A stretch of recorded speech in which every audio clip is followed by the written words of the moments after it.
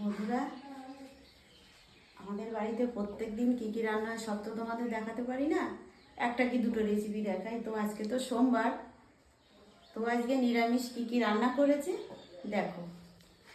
এখানে আছে উচ্ছে ভাজা আছে, লাউয়ের খোসা ভাজা আছে,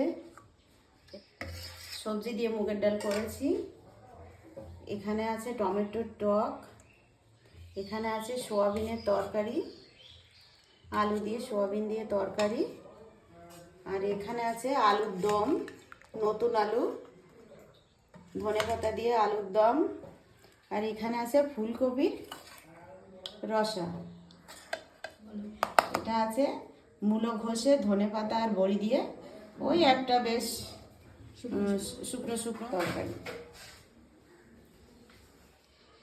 তো তোমাদের বাড়ি আজকে কি কি রান্না হয়েছে কমেন্ট করে অবশ্যই জানাবে।